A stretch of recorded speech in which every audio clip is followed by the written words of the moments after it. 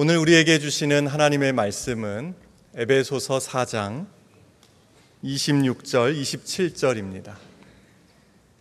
신약 성경 314면에 있는 에베소서 4장 26절에서 27절 말씀을 제가 봉독하겠습니다.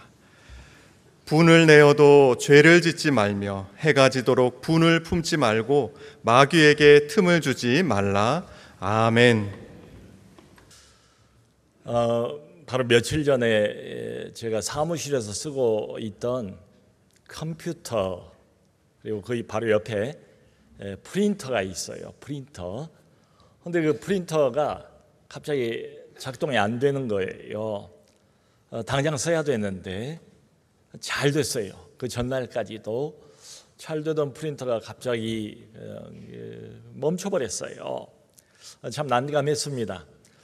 제가 컴맹보다 조금 더 그걸 겨우 모면한 이런 수준밖에 안 돼요.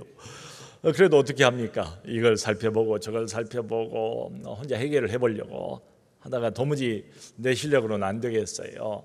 그래서 좀 이 사람이 와서 돕고 또 다른 사람이 와서 좀 도와주고 이랬어요. 근데 저희 교회 젊은 목사님 역시 다르시더라고요. 한참 책상에 앉아서 공리를 하면서 애를 쓰세요. 한참을. 그러더니 드디어 원인을 발견을 했습니다. 알고 보니까 별게 아니에요. 이 프린터 자체는 완전 정상이고 컴퓨터도 아무 이상이 없는데 제가 책상 위에서 책상이 좁다 보니까 무슨 작업을 하다가 살짝 그 연결 스위치를 건드려서 꺼버렸는가 봐요. 알고 보니까 그 연결 스위치를 켜니까 모든 게 다시 정상으로 돌아왔습니다. 작동이 잘 돼요. 그러니까 이렇게 보면 문제가 발생을 했는데 그 문제의 해답이 멀리 있지 않다. 아주 간단하다. 근데 진짜 문제는 그 해답을 내가 모르고 있었다는 거지요. 여러분 누구나 알다시피 5월은 다 가정의 달, 가정의 소중함을 한 번 더 생각을 해보는 그런 시간입니다. 이 광야 같은 세상 살아가면서 가장 위로가 되는 사람들, 또 나하고 가장 이 세상에서 가까운 사람들, 친숙한 사람들, 바로 우리의 가족입니다. 이게 가정이란 데는 뭐 어떤 데입니까? 우리가 안식하는 보금자리, 또 가면은 그 다음 날은 다시 한번 용기 백배하고 모든 게 회복되는 우리 휴식처, 거기가 가정이죠. 가족 공동체지요. 또 엄마도 있고 아빠도 있고 아이들도 있고 그야말로 감사의 제목이 넘치는 장소 가정, 기쁨이 넘치는 가정. 아이들이 얼마나 많은 기쁨을 우리에게 줍니까? 거기가 가정이에요. 자, 그런데 이렇게 감사 제목만 가득하고 늘 기쁨만 있으면 좋을 텐데 또 현실은 그렇지를 못합니다. 우리 가정에는 문제도 많고 여러 다양한 문제들이 섞여 있습니다. 그리고 또 갈등도 원치는 않지만 뭐 이게 꼬이고 꼬인 그런 가족 간의 갈등도 없지 않아 있어요. 근데 이 갈등이, 이 문제가 해결이 안 돼요. 점점 더 갈등이 깊어져 갑니다. 문제가 점점 더 커져만 갑니다. 그래서 이런 생각을 해봐요. 그 프린터, 사실은 정상 작동을 능히 할 수 있는 프린터인데 그 간단한 해답을 내가 모르고 있었던 것처럼 우리 가정에 얽히고 설킨 난감한 이런 문제들도 사실은 해답이 가까이 있는 것 아닌가? 그걸 모르고 있는 것이 진짜 문제가 아닐까 생각이 돼요.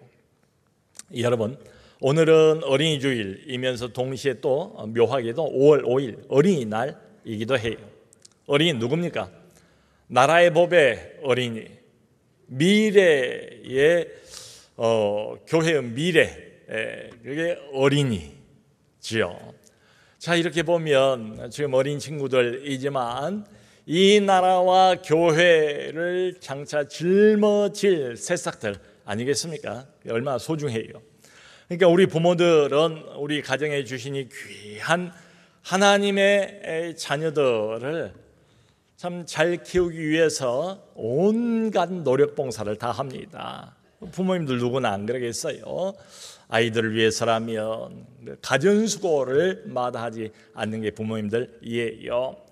거기에다가 이제 믿는 부모님들은 아이들을 위해서 기도까지 또 더해주지 않습니까? 그야말로 이 아이들을 잘 키우고 싶은 마음이 그 누구보다도 간절한 게 부모님들이지요. 그런데 내 마음대로 아이들이 잘 자라주지를 않아요. 아이들에게 성장하는 게 내 뜻대로 되지를 않아요. 그러니까 부모가 실망을 하지요. 낙담을 하지요. 그러니까 아이들 모습을 보면서 낙심도 하고 실망도 하는 때가 있지요. 그런데 그것만은 아니에요. 어떤 때는 아이를 이렇게 키우는 부모인 자기 자신의 모습을 보면서 실망을 하고 낙담을 하는 경우도 없지 않아 있어요. 그 중에 하나가 뭔가 하면 바로 화내는 문제입니다. 아이들에게 특별히 화내는 문제, 분냄의 문제, 이게 있어요. 여러분, 참 아이들을 키우는 게 쉽습니까? 그걸 쉽다고 말할 사람이 어디가 있겠어요? 세상에 가장 힘들고 어려운 것 중에 하나가 자녀들을 제대로 키우는 것 아니겠어요? 그러니까 키우다 보면 아무래도 화낼 일이 많지요. 분을 낼 일이 많지요. 이게 화를 낼만 하니까 내는 것 아니겠어요? 화내는 게 뭐 이게 그렇게 잘못된 것처럼 생각되지도 않아요. 화내는 게 정당합니다. 어떨 때는 보면 근데 문제는 그게 지나친 게 문제예요. 화를 낼 수는 있지만 필요 이상으로 화를 내요. 그래서 아이하고의 관계를 망가뜨려버리고 맙니다. 예를 들어서 얘가 너무 게으름을 많이 피워요. 그러면 화가 나지요. 몇 번을 같은 이야기를 해도 말을 이게 받지를 않아요. 고지 듣지를 않아요. 고집을 부려요. 그러면 화가 나지요. 또 그냥 뭐든 지 마음대로 저 하고 싶은 대로 이렇게 해요. 버릇이 없어요. 그러면 화가 나지요. 자, 화를 내는 게 일견 당연해 보이는데 문제는 도가 지나친 겁니다. 말하자면 화산처럼 화가 폭발해버리는 이런 경우들도 있어요. 그러니까 걷잡을 수 없이 화가 나고 불같이 화를 내고 요즘 TV 같은 데 이렇게 보면 가끔 그런 단어가 나오잖아요. 분노 조절 장애처럼 마치 이 분노를 전혀 조절할 수 없는 사람, 제어할 수 없는 사람인 것처럼 완전히 그 화에 사로잡혀 버리는 이런 경우도 없지 않아 있습니다. 성도 여러분, 아이들, 어린이들 그 특징이 뭘까요? 뭐 여러 가지 있겠지만 그 중에 하나는 아이들이 자꾸 실수를 해요. 아직 잘 모르니까, 잘하는 중이니까, 완성되지 않았잖아요. 미숙하니까 자꾸 실수를 이것도 실수 저것도 실수를 합니다. 그러니까 우리 부모님들은 계속해서 그럴 때마다 아이를 붙잡고 가르쳐야지요. 알려줘야지요. 근데 문제는 가르쳐주고 알려주고 하면서도 정도 이상으로 화를 내면서 아이를 혼내는 경우도 있어요. 그러니까 부모가 아이를 놓고 앞에 앉혀놓고 화가 잔뜩 나서 목소리를 크게 높여서 이렇게 말을 하는 겁니다. 너는 왜 밤낮 이 모양이냐? 왜 밤낮, 밤이건 낮이건 이 모양이냐? 도대체 내가 너에게 몇 번을 말해야 알아먹겠니? 아빠는 엄마는 너 때문에 열불이 나고 속이 터져서 죽을 지경이다.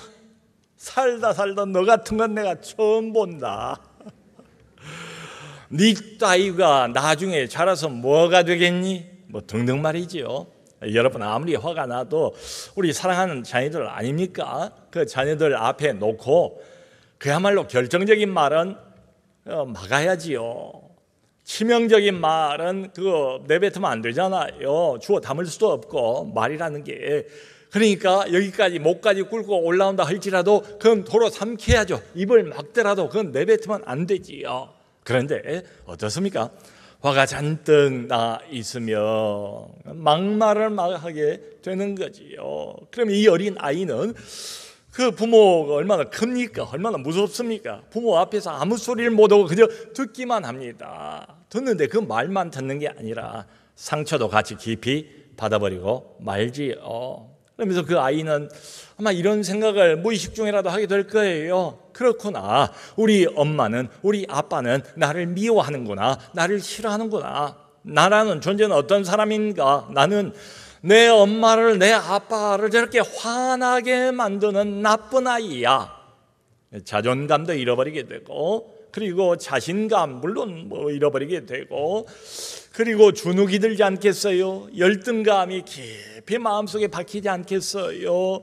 근데 이게 여러분 자칫 잘못하면 평생을 갑니다. 이게 트라우마가 될 수도 있어요. 자, 그래서 오늘 에베소 4장 여기 26절 27절을 보면 바울이 이 부분에 대해서 이런 이야기를 해요. 여기 26절을 보면 분을 내어도 죄를 짓지 말며. 분을 낼 수 있대요. 화를 낼 수 있대요. 뭐 사람이니까 화가 날 때가 있지요. 아이를 키우다 보면 사랑하는 내 자녀이긴 하지만 분이 나고 화가 날 때가 왜 없겠어요? 근데 분을 낼 수는 있는데 죄를 지치는 말래요. 그 다음 바로 이어서 27절 이렇게 말합니다. 마귀에게 틈을 주지 말라. 마귀에게 틈을 주지 말라. 성도 여러분, 여기 에베소 4장 지금 본문 말씀의 특징이 있습니다. 분내는 거, 화내는 거, 이건 뭐 믿는 사람 안 믿는 사람 살아가는 일상사가 이런 것 아닙니까? 여기서 저기서 화를 내고 이런 이유로 저런 이유로 분을 내고, 이게 사람 살아가는 모습이에요. 이게 뭐 낯선 것도 아니고 이상한 것도 아니에요. 근데 오늘 본문에 아주 중요한 우리가 주목할 만한 특징, 놓치지 말아야 할 특징이 뭔가 하면, 우리가 노상 쉽게 접할 수 있는 화내는 문제, 분내는 이 문제를 마귀의 역사, 마귀하고 묶어서 지금 설명을 하고 있는 게 이게 특징입니다. 성도 여러분, 마귀는 하나님 살아계신 것처럼 마귀도 살아있어요. 마귀는 환상이 아니에요. 이론이 아니에요. 마귀는 호시탐탐 기회를 엿봅니다. 우리를 노리고 있답니다. 무슨 기회를 엿보는가 하면은 내 영혼을 망가뜨릴 기회, 내 자녀의 영혼을 망가뜨릴 기회, 부모와 자녀와의 관계를 완전히 파괴해버릴 기회, 그래서 우리 가정을 어둠 속으로 몰아넣을 그 기회를 호시탐탐 엿보고 있다는 거예요. 심지어는 이 마귀가 언제나 우리를 노리고 있다. 우리 주변을 맴 돌면서 말이죠. 항상 기회를 엿봐요. 여러분, 하나님의 아들인 예수님에게도 가까이 다가가서 온갖 달콤한 말로 하나님 말씀까지를 이용하면서 예수님을 무너뜨리려고 했던 그 어둠의 왕인 마귀가 왜 우리를 가만히 내버려 두겠어요?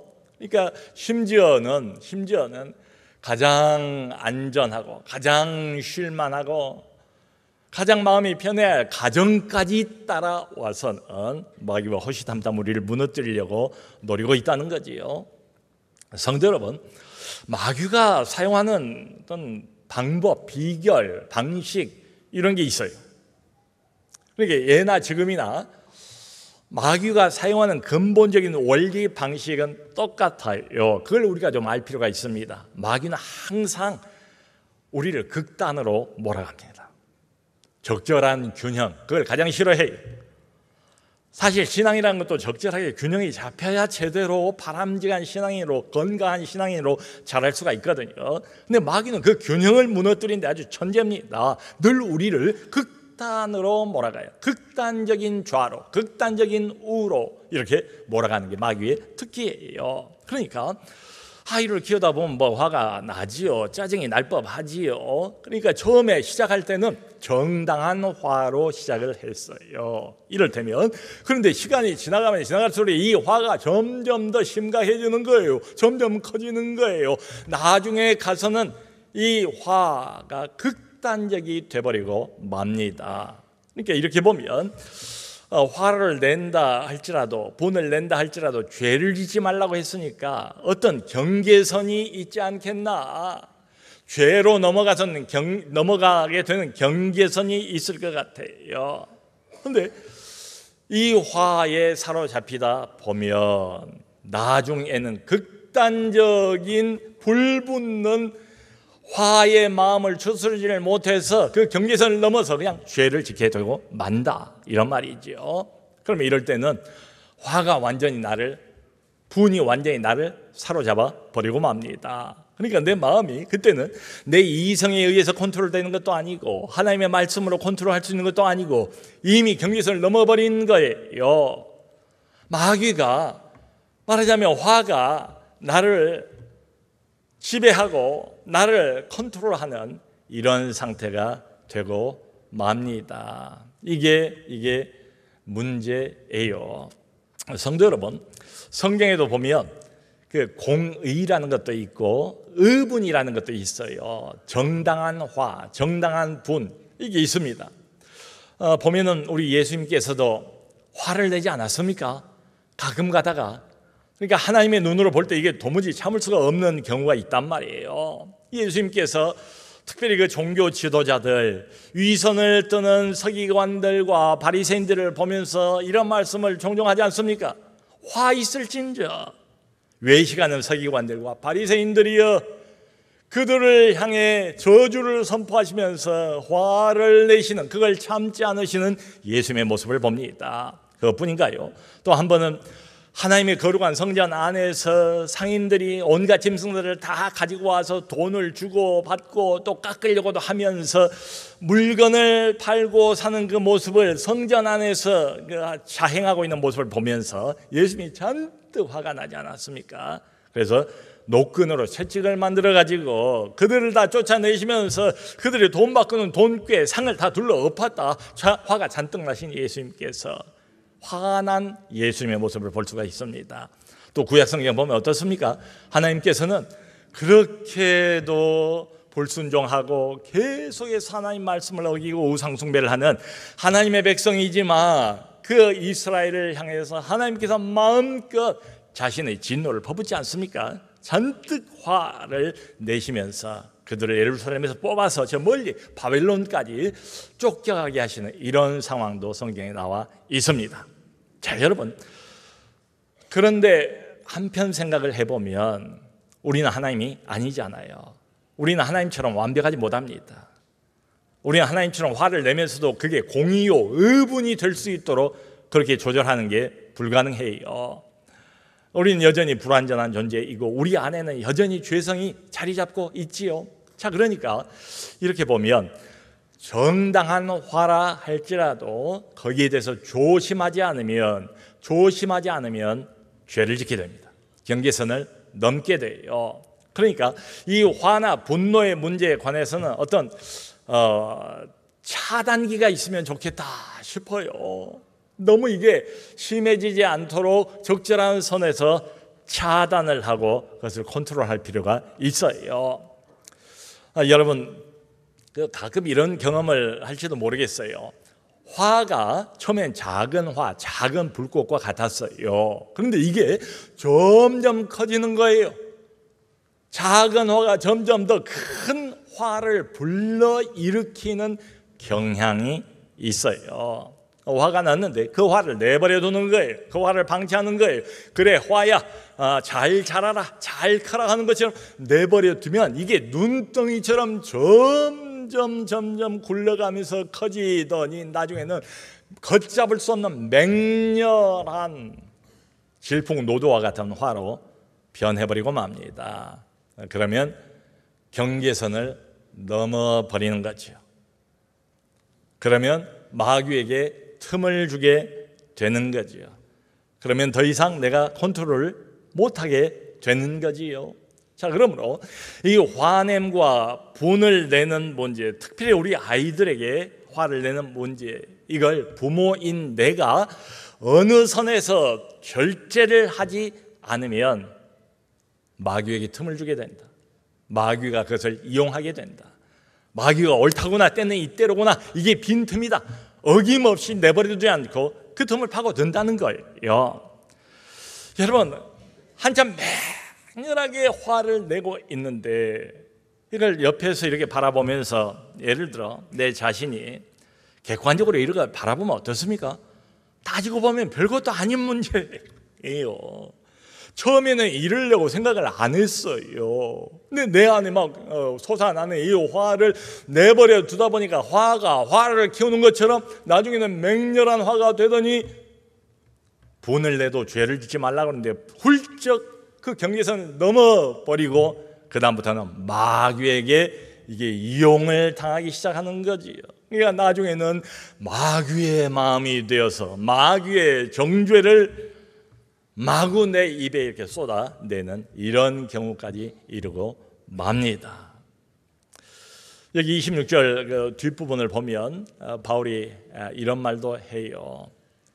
분을 낸다 할지라도 해가 지도록 분을 품지 말고, 해가 질 때까지 분을 오랫동안 마음속에 간직하지 말라, 이런 뜻이에요. 이게 다 마귀의 역사하고 관련이 있으니까 말이죠. 성도 여러분, 유대인들의 시간 개념은 우리하고는 좀 달라요. 우리는 해가 질 때까지, 해가 지면 하루가 끝나는 걸로 생각을 하잖아요. 그런데 유대인들은 해가 지면 그때 비로소 새로운 하루가 시작되는 것으로 생각을 했습니다. 그러니까 해가 질 때까지 너의 화, 너의 노, 이것을 품고 있지 말라, 간직하지 말라. 이 말은 그 다음 날이 될 때까지 이 화와 분노를 끌고 가지 말라. 오랫동안 이 분과 화를 마음속에 간직하지 말라.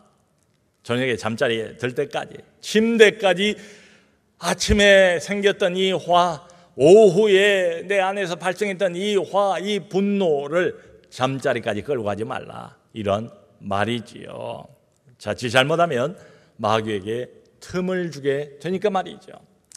성도 여러분, 이 교훈은 오랫동안 분을 품지 말라, 이건 모든 인간 관계에 다 적용을 해볼 수 있을 것 같아요. 안 그렇습니까? 우리 부부관계는 어떻습니까? 참 이 부부끼리 부부싸움이라는 게 없을 수는 없는데 이런 부부도 있잖아요. 부부싸움을 하면 둘 다 말을 안 해요. 침묵 가운데서 하루면 괜찮고 이틀이면 괜찮을 것 같아요. 근데 부부싸움하고 여전히 화가 안 풀렸습니다. 상대에 대해서 적이감을 가지고 있어요. 여전히 화난 상태가 있는데 이 상태가 일주일을 지나갑니다. 심지어 한 달 지나갑니다. 제가 최근에 들은 것 중에서 가장 길게 부부싸움하고 난 뒤에 서로 말을 안 하는 경우가 2달을 갔대요. 2달. 그래서 참 궁금하기도 해요. 2달 동안 그러면 의사소통을 어떻게 했나? 필요한 이런 케이스에는 문자를 했을까? 얼마나 우스워요. 늘 가정 안에서 보면서 제대로 말 한마디를 안 하고 여전히 화를 풀지 않고 얼굴을 보면 마주칠까 봐서 쌩 하고 얼굴을 단쪽으로 돌려버리는 이런 부부라면 얼마나 불행합니까? 근데 결국 그 2달간 그 부부는 초론을 했다. 졸혼. 법적으로는 아직 부부 사이일지 몰라도 실제로는 이혼과 같은 별거 생활에 들어갔다. 참 얼마나 불행한 일인가 말이죠. 성도 여러분, 이런 겁니다. 그러니까 이 화, 분 없을 수는 없지만 이것을 풀지 않고 여전히 상대에 대해서 화가 나 있는 상태, 여전히 상대방을 미워하는 상태, 이건 마귀가 나를 공격할 수 있는 틈이 된다는 겁니다. 그러니까 지금 바울이 하는 이 말은 단순히 심리적인 이야기만은 아니에요. 성도 여러분, 화나 분을 오랫동안 품고 있으면 건강에 좋을 리가 없다는 걸 누가 모르겠습니까? 이런 이야기가 요즘 들어서 현대인들이 건강을 많이 챙기잖아요. 여기서 저기서 얼마나 많이 나와요. 화나 분을 마음속에 품고 있는 게 육체의 건강에도 좋지 않고 마음의 건강에도 좋지가 않고, 그러니까 전통적으로 오랫동안 화가 마음속에, 울분이 마음속에 들끓어 올라서 생기는 병을 화병이라고 부르지 않습니까? 이거 모르는 사람은 없어요. 다 알고 있어요. 그런데 오늘 바울의 이 이야기는, 이 권면은 그런 어떤 심리적인 차원에 국한된 이야기가 절대로 아니다. 하나님을 아는 사람들, 하나님의 자녀들, 예수를 믿는 사람들에게는 꼭꼭 명심해야 되는 다른 차원의 문제가 여기 개입이 되어 있다, 이겁니다. 영적인 차원이 개입이 되어 있다는 거죠. 성도 여러분, 마귀는 화를 잘 내는 사람을 매우 좋아한답니다. 마귀는 또 화를 한번 나면 그걸 풀지 않고 오랫동안 그게 무슨 소중한 뭐나 되는 것처럼 꼭꼭 간직을 하는 사람들을 무척 마귀는 좋아한대요. 왜냐하면 이런 사람은 공략하기가 매우 쉽거든요. 마귀의 먹이, 마귀의 희생물 되기가 너무 쉬운 사람, 화 잘 내는 사람, 화를 오래 품는 사람, 이런 사람들에게는 마귀가 가까이 다가가서 틈이 생기면 그 틈 속으로 쏙 들어와서 그 영혼 안에 집을 지키기가 너무도 쉬워요. 우리가 완벽하지 못합니다. 그래서 좋지 못한 이런 습관, 뭐 이것도 있고 저것도 있을 수가 있지요. 우리 성도들이, 신자들이 갖고 있는 좋지 못한 습관 중에 꼭꼭 배제해야 될, 물리쳐야 될 가장 나쁜 습관 중에 하나가 바로 이겁니다. 화가 났는데, 분이 났는데 이걸 오랫동안 간직하고 있는 이 습관 말이죠. 여러분, 커다란 제방, 댐, 아주 튼튼하게 지어놓은 댐을 한번 생각을 해보세요. 그 댐에 나중에 무너질 때 어디서부터 이게 시작이 됩니까? 처음에는 그 댐 제방에 작은 구멍이 하나가 납니다. 그게 틈이에요. 마귀가 역사할 수 있는 틈이라고요. 아주 작아요. 그때는 미리 막을 수가 있었어요. 근데 그 틈을 내버려 둔 겁니다. 이 틈을 계속해서 물이 조금씩 흘러나가도록 보수하지 않고 고치지 않고 별것 아니겠거니 생각을 하고 그냥 내버려 둔 거예요. 상당히 오랫동안. 결국은 그 거대한 둑이 제방이 무너지고 말지요. 참, 이렇게 보면 바울의 권면에 근거해서 화를 내고 분을 내고 없을 수는 없겠지만 시간 제한을 두는 게 좋지 않겠나. 하루 해를 넘기지 말라고 그랬잖아요. 시간 제한을 두자는 거지요. 그리고 늦기 전에, 이 화가 나를 먹어버리기 전에, 마귀가 이 화와 분을 이용을 해서 내 마음을 완전히 점령해버리기 전에, 내가 더 심하게 아이를 대하고 아이와 나와의 관계가 완전히 파괴되고 망가지기 전에 시간을 정해 놓아야 되지 않을까. 할 수만 있으면 빠른 시간 안에 적절하게, 너무 늦지 않게 이 화를 풀어야 됩니다. 성도 여러분, 애들이라는 게 그렇잖아요. 애들은 가르쳐줘도 여기서 넘어지고 저기서 넘어지고 실수를 많이 해요. 말을 해도 그게 쉽게 고쳐지질 않아요. 그러니까 애들이지요. 자라는 과정에 있지요. 아직 완성되지를 못했어요. 근데 그런 어린 아이들을 놓고 그저 잘못할 때마다 화를 내고 정도 이상으로 화를 내게 되면 결국은 주도권을, 아이를 키우는 주도권을 마귀에게 내어주고 마는 거지요. 아마 이런 변명을 할지도 모르겠어요. 아니 목사님, 내가 우리 아이들 그 참 위하는 마음으로 하는 소리 아닙니까? 다 부모로서 맞는 이야기 하는 것 아닙니까? 다 저 잘 되라고 하는 소리고 바람직하게 잘 커가라고 내가 자기를 위해서 하는 소리 아니겠습니까? 그 맞는 말씀이에요. 그런데 거기에다가 정도 이상의 화를 담아서 불같이 화를 내면서 맞는 말, 맞는 소리를 했을 때 그 결과가 뭡니까? 말하자면 바울은 그렇게 묻고 있는 거예요. 그렇게 맞는 소리를 정도에 지나쳐서 죄를 지으면서 잔뜩 화를 내면서 할 때 결과가 뭔가? 아이가 돌아옵니까? 아이가 반성을 합니까? 아이가 회개를 합니까? 부모와의 관계가 더 좋아집니까? 전혀 반대잖아요. 엄마의, 아빠의 그 맞는 내용의 화가 잔뜩 섞여 있는, 분노를 풀지 않는 그 목소리를 들으면서 아이들은 예외 없이 다 우울해집니다. 몹시 그 영혼이 어두워져요. 잘못하면 트라우마가 생깁니다. 이게 평생 가는 경우도 없지 않아 있어요. 그 야고보서 1장에서 유명한 말을 하지 않습니까? 성내기를 더디하라, 화내기를 더디하리. 하나님이 오래 참으시고 분노하지 않으시는 것처럼 너희도 성내기를 더디하라. 사람이 성내는 것이 하나님의 의를 이루지 못함이니라. 변명, 핑계 있을 수 있지만 성경은 단적으로 잘라서 그렇게 말합니다. 자주 화내지 말고 오래 화를 품지 말고 화내기를 더디하라. 화를 컨트롤하라.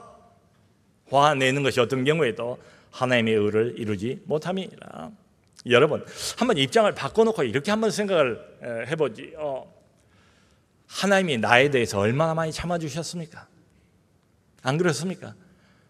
못난 내 모습, 초라한 내 모습, 불순종한 내 모습, 하나님 마음에 들지 않는 내 모습을 얼마나 하나님이 많이 참아주셨나요? 100번입니까? 1000번입니까? 그걸로 끝입니까? 아니요, 10,000번, 10만 번, 억만 번이라 할지라도 하나님은 내 못난 모습, 내가 잘못한 것들을 참고 계속해서 인내하면서 나를 품어주시지 않습니까? 여러분, 만일에 내가 잘못했을 때마다 우리 하나님께서 화를 내셨더라면 지금 이 자리에 살아남아 있을 자가 있을까요? 저도 여러분 누구도 하나님의 그 화를 견딜 수 있는 자는 없을 겁니다.